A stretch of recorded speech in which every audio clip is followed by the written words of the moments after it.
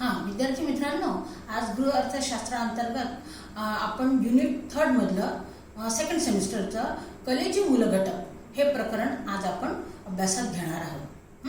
तर कलेची मूल घटक याला इंग्लिशमध्ये एलिमेंट्स ऑफ आर्ट्स म्हणतात. तर कला म्हणजे काय? तर कला ही मानवी जीवनाची सहज अभिव्यक्ती आहे. मानव आपल्या चोहोबाजूला अनेक प्रकारचे नैसर्गिक ज्या काही गोष्टी आहेत त्या आपण उपभोगत असतो आणि त्या अनुषंगाने आपण त्या आचरणात आणण्याचा प्रयत्न करीत असतो. तर ह्या कलागुणांची जी काही एक शैली आहे ती प्रत्येकच गोष्टी सारख्या प्रमाणात असते असं नाही. तर कुणाला कोणता कलागुण, कोणाला कोणता कलागुण असतो. तर त्याचा मुख्य उद्देश काय असतो? सृजनशीलता. तर हे सृजनशीलतेसाठी त्याच्या अंगी एक प्रकारचा काहीतरी गुण असणं फार महत्त्वाचं आहे. तर यासाठी जसं आपण उदाहरणार्थ जर एक पुष्पपात्रात अनेक प्रकारचे फुलं भरून ठेवले आणि ते पुष्पपात्र जर ते भार सहन करत नसेल, ते पडून जात असेल, तर ते कितीही मनमोहक पुष्पपात्र असेल, किती मनमोहक तुम्ही फुलं भरले असेल, पण पुष्पपात्र जर ते पेलत नसेल तर त्याला अर्थ उरत नाही. त्याचप्रमाणे कलागुण हा असा आहे की ते सुद्धा आपल्या विचारशक्तीच्या नुसार आपण जर विचारात घेत नसेल तर त्यालाही अर्थ उरत नाही. आजकाल आधुनिक काळात चरितार्थ चालवण्यासाठी ज्या काही आपल्या कलागुण असतात, प्रत्येक व्यक्तीत वेगवेगळ्या प्रकारचे कलागुण असतात. कुणाला शिवणकाम असतं, कुणाला विणकाम, भरतकाम, नृत्यकला, संगीतात अनेक प्रकारचे कला वेगवेगळ्या व्यक्तींमध्ये दिसतात. व्यक्ती तितक्या प्रकृती त्याचप्रमाणे हे कलागुण सुद्धा अनेक प्रकारचे असतात. तर ह्या कलागुणासाठी आपण काय करतो? ज्या आपल्या नाही बा मला हे आवडेल तोच कलागुण आपण दाखवत असतो. तर त्याची जर व्याख्या आपण पाहिली कलेची, तर ती काय? मनुष्याच्या सुप्त गुणांची इच्छापूर्ती करणं आणि जीवनात ते अवलोकन करणं आणि त्यानुसार फावल्या वेळाचा दुरुपयोग करून आपण तो आत्मसात करणं, याला आपण कलागुण म्हणता येईल. याला कला असे म्हणता येईल. तर आता कलेची तत्वे आहे. कलेची तत्वे किती आहे? तर 8. पहिलं आहे रेषा, 2 आकार, 3 पोत, 4 रंग, प्रकाश, जागा म्हणजेच अवकाश, नमुना आणि विचार असे 8 आपले घटक आहेत. तर सर्वप्रथम आपण रेषा घेऊया. तर रेषाचा अभ्यास करताना रेषा हा कलेचा महत्त्वाचा घटक आहे. आता जर रेषाचं पाहिलं तर रेषाचे 4 प्रकार येतात. आडव्या रेषा, उभ्या रेषा, तिरप्या रेषा आणि वक्राकार रेषा. तर आडव्या रेषा काय असतात? व्यक्ती आराम करतो म्हणजे तो आडवा होतो. म्हणजे आडव्या रेषा काय दाखवतात? विश्रांती दाखवतात, स्थिरता दाखवतात, शांतता दाखवतात. तर उभ्या रेषा म्हणजे काय आहे? उभ्या रेषा म्हणजे व्यक्ती कार्य करण्यासाठी प्रवृत्त होतो, म्हणजे तो काय करतो? कामासाठी क्रियाशील होतो. तर उभ्या रेषा ह्या क्रियाशील असतात, त्यांना त्या कामासाठी प्रवृत्त करणाऱ्या म्हणून त्या उभ्या रेषा दर्शवतात. तर तिरप्या रेषा काय असतात? स्थिरता दर्शवतात.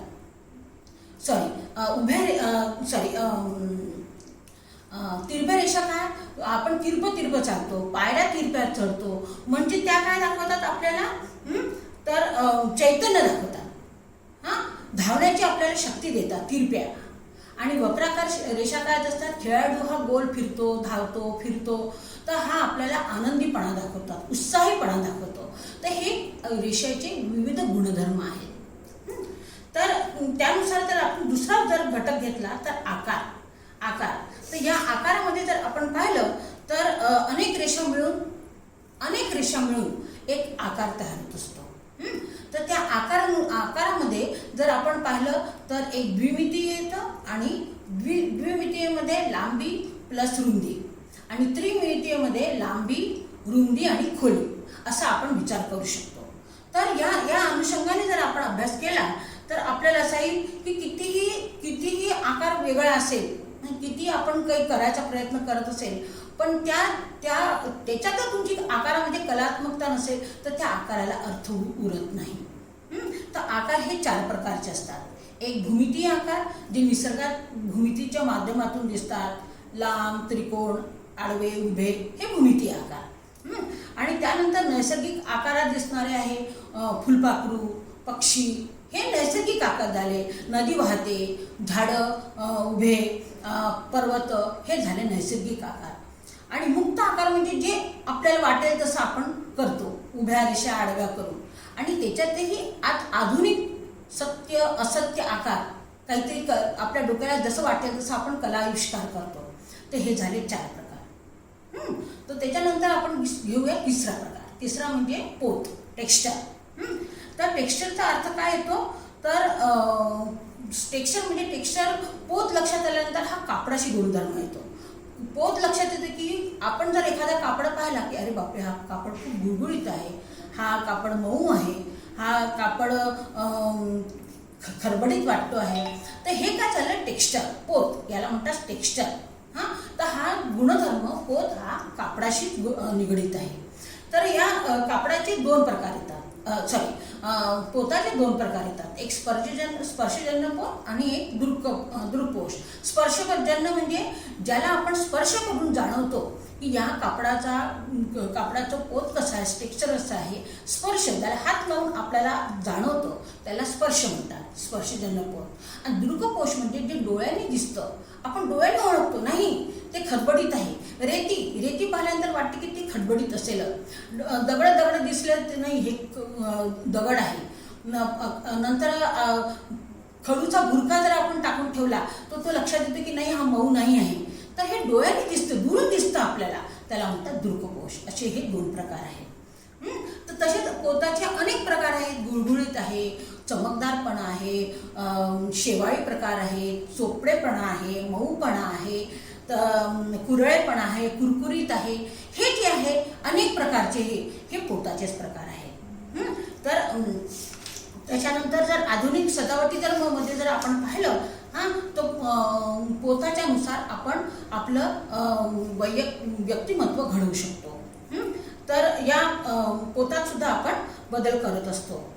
आणि आपलं जे काही आपलं दाखवायचं आहे, घरात काही अनेक प्रकारचे काही विविधता हे टेक्स्चरनुसार बदलू शकतो. नंतर आहे रंग. रंग हा कलेच्या मूलघटकातील महत्त्वाचा घटक आहे. तर निसर्गात विविध रंगामुळे मनुष्य निसर्गाकडे आकृष्ट होतो. आणि निसर्गाने जे काही विविध रंगाची उधळण केलेली आहे त्याचा आपण आनंद घेत असतो. तर ह्या रंगामध्ये जर आपण पाहिलं तर 2 प्रकार आपल्याला दिसतात. एक उष्ण रंग आणि दुसरं शीतरंग. उष्ण रंग काय करतात, आपल्याला चैतन्य निर्माण करतात, आपल्याला कार्यप्रवृत्त करतात. तर शीतरंग काय, शांती ठेवतात. तर हे 2 प्रकार आपल्याला दिसतात. मागील प्रकरणात आपण रंग आणि रंग योजना हे आपण प्रकरण घेतलं आहे. त्याच्यात तुम्हाला पूर्ण रंगाचं तुम्हाला माहिती दिली आहे. प्राथमिक रंग, माध्यमिक रंग, द्वितीय रंग म्हणजे सगळ्या प्रकारचे, त्याच्यानंतर रंगचक्र, रंगाचे वर्गीकरण यानुसार मी तुम्हाला विरोधी रंग योजना, पूरक रंग योजना, एकरंगीय रंग योजना ह्या सगळ्यांचा अभ्यास आपण मागील प्रकरणात घेतला आहे. तरी सुद्धा थोडक्यात याचा परिचय मी तुम्हाला या प्रकरणात करून देते. या प्रकरणात जर पाहिलं तर विरोधी आणि पूरक रंग योजना करताना आपल्याला मेंदूला त्रास द्यावा लागतो, ते बरोबर करावे लागते. पण एक रंगी योजना जर पसरली तर एका रंगाने एकच नाही तर एका रंगाच्या विविध छटा आपण कलेनुसार दाखवू शकतो. तर अशा प्रकारच्या रंगाचा वापर करण्याकरिता गृहिणीजवळ कल्पकता असली पाहिजे, तिच्यात ती कला असली पाहिजे. तर हा सुद्धा एक महत्त्वाचा घटक आहे. आणि शांत आणि आरामदायी निर्मिती करण्यासाठी शीत रंगाचा वापर करायचा आणि चैतन्य निर्माण करण्यासाठी उष्ण रंगाचा वापर करायचा. नंतर आहे 5वा घटक आहे प्रकाश हे रंगाचे उगमस्थान आहे. आता जर घरामध्ये प्रकाश नसेल किंवा प्रकाश नसेल तर आपला जीव कसा कासावीस होऊन जाते. सूर्यप्रकाश जर प्रसन्न वातावरण असेल, ऊन असेल, छान प्रकाश असेल, भरभरून प्रकाश असेल तर आपण उत्साही राहतो. पण तेच भर दुपारी ढगाळ वातावरण होऊन गेलं, अंधार होऊन गेलं तर आपण उदास होतो. तर हे सुद्धा जाणून येते. तर प्रकाशाचे 2 प्रकार येतात. एक नैसर्गिक प्रकाश आणि दुसरा कृत्रिम प्रकाश. या दुसऱ्यानुसार प्रकाशाच्या माध्यमातून सुद्धा आपण नैसर्गिक प्रकाशाने सुद्धा आपण घराची सजावट करू शकतो कलेच्या माध्यमातून. आणि कृत्रिम प्रकाश आजकाल तर अनेक प्रकारचे कृत्रिम लाईट्स वगैरे मिळतात, यानुसार सुद्धा आपण आपल्या घरात त्याची कलात्मकता दाखवू शकतो. त्यानंतर आहे स्पेस म्हणजे अवकाश. यालाच आपण आधुनिक काळात जर पाहिलं तर गृहसजावटीमध्ये अवकाशाला फार महत्त्वाचं आहे. जर आपली बैठक खोली असेल, बैठक खोली 6 व्यक्तीसाठी आपल्याला जागा करायची आहे आणि त्या जागेसाठी जर अवकाश नसेल, मोकळी जागा नसेल तर ती रूम कशी वेगळी दिसेल. वेगळी दिसेल. आजकाल काय असतात, 4 भिंती असतात. 4 भिंतींमध्ये एक जर कलागुण जर तुम्हाला विकसित करायचं असेल तर 4 भिंतीमध्ये 3 भिंती एका रंगाने करतात आणि एक भिंत वेगळ्या खडबडीत भागाने करतात. कायसाठी तर ती मोकळी जागा दिसली पाहिजे. ती जागा आपण मोकळी ठेवतो नाही. ती जी एक भिंत मी सुंदर तयार केलेली आहे त्या ठिकाणी फर्निचर नको, म्हणजे तो आपल्याला आपोआपच अवकाश दिसून येतो. हे सुद्धा एक कलागुण आपल्यात असलं पाहिजे. तर हे अवकाशाचे 2 प्रकार आहेत, एक प्रत्यक्ष अवकाश आणि दुसरा आहे अप्रत्यक्ष अवकाश. तर प्रत्यक्ष अवकाशमध्ये अंतराचा आभास निर्माण होत असतो आणि प्रत्यक्षात तशी जागा अस्तित्वात नसली तर आपल्याला ती करावी लागते. उदाहरणार्थ आपल्या घरात एखादा मोठा आरसा लावला तर बापरे, आरसा लावल्यानंतर लगेच आपल्याला अशी मोकळी जागा दिसते, अवकाश दिसतो, स्पेस दिसते. आजकाल हॉटेल्स, मोठमोठ्या बंगल्यांमध्ये ही योजना केलेली असते की जेणेकरून कमी जागेत आरशाच्या माध्यमातून अवकाश दाखवला जात असतो. त्याच्यानंतर आहे सातवा घटक नमुना, पॅटर्न. तर गृहसजावटीत कोणत्याही वस्तूचा पृष्ठभाग सुशोभित करण्याकरिता नमुन्याचा वापर करतात. आता याचा अर्थ म्हणजे काय आहे, सुशोभित, नमुना, पॅटर्न. आजकाल इंटेरियर डेकोरेशन तुम्हाला आता सगळ्यांना माहितीच आहे, अनेक याच्यात करिअर सुद्धा करतात आजकालच्या मुली. तर याला आकृतीबंध सुद्धा असे म्हणतात. तर नमुन्याचा वापर द्विमितीय आणि त्रिमितीय दोन्ही याच्यात आपण करू शकतो. तर आजकाल बैठकीत गालीचे, अनेक प्रकारच्या वेगवेगळ्या टाईपचे सोफे, छोटे स्टूल वगैरे ठेवलेले असतात, पण ते सुद्धा पॅटर्ननुसार ठेवायचे. खूप मोठे सोफे ठेवले आणि छोटे केले तर त्याला साजेसं ठेवायचं. खोलीचा रंग हे सगळं पाहून आपल्या फर्निचरची योजना असायला पाहिजे. म्हणजे पॅटर्न आपल्या आवडीने आपल्या घराला सुशोभित होणारी, आपल्या रंग योजनेत समाविष्ट होणारी आपण तयार केलेली असली पाहिजे. आता नमुन्याचे 2 प्रकार आहेत. एक परंपरागत नमुना. आता परंपरागत नमुन्यात काय तर आजकाल अनेक प्रकारचे प्रदर्शन भरलेले असतात.